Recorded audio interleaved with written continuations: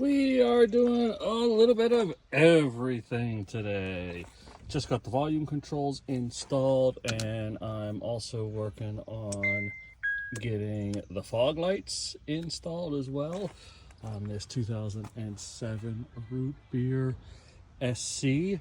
This is my Penny, working on a few of the details. And while I got it apart, something I've never done before is the intermittent wiper mod. So let's do a quick video on that.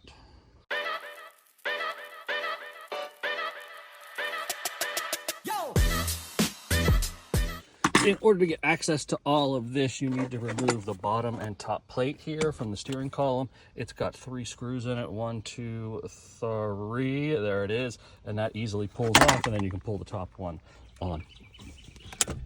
Over here, we've got 2 screws that are holding this in, and then there is a wiring harness in the back. So we're going to go ahead and pick that wiring harness out. You can do it first or later. I find it's a little bit easier to do first. So we got it pulled out, and then we've just got to go after back these 2 screws out, and we'll pull it out. After that, it just pulls right out to the side. There is a tiny little tab here, so you may want to put a little screwdriver underneath of there to pry it off. If not, you can break that, which, if it happens, it isn't the end of the world. We take this one, which has the additional controls, and we just click it into place. So when you pull it out, you're going to flip it up like this, and then this is the one that sits on the bottom is the one that we're going to be working with. We need access to these 2 openings right there, the ones just to the right of the blue wire.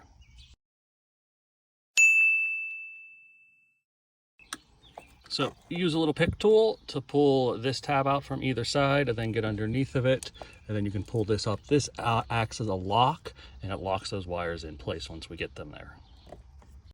On the harness that comes with your kit, there are 2 different sizes. There's a smaller side. We're dealing with the larger clips right now. So you see how there's a flat end and then like a bent end where there's an opening.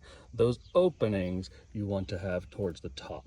And so we still have the clip upside down like this, and we have the blue one. We're going just to the right of the blue ones, and we're going to have these 2 splits towards the top. And so you see I put the one in, and then I want you to hear this. When you push it in, you'll hear a click. That way you know it's seated. After it's in, then we're going to go ahead and put this bar back down, and that'll lock everything in place.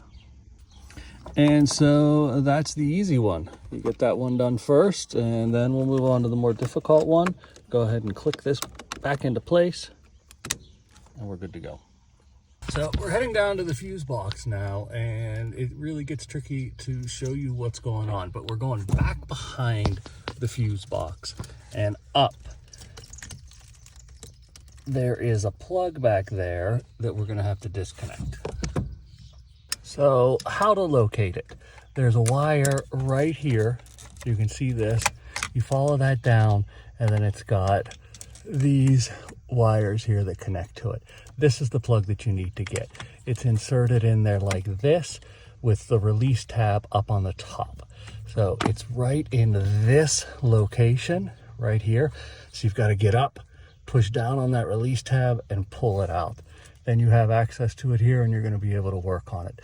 Same deal. We're going to have to remove this bar here so that we can get the new pins in.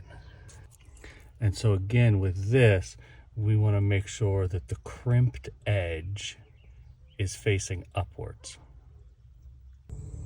So the same thing with this one. I have it disconnected and flipped it upside down. I also took that retainer bar off the top, and I already put one of these in because I want you to see how to do this. We've got this one wire with a red stripe on the far right. We want to leave the next one blank and then fill the following 2. Okay, it's important. Leave this one blank and then fill these next 2 up. I've gone ahead and put that bar back on, and now I'm going to flip it over so that the clip is up on the top and reinstall it in the back of the fuse box. One thing that's also really cool with this module is, of course, you have different speeds of intermittent time that you can do, and it also takes into account the speed at which you're traveling. So if you're driving in the rain and you come to a stop, your windshield wipers won't keep going pop, but they will slow down and become more intermittent when you're at a stop, and then they'll pick back up again once you start driving.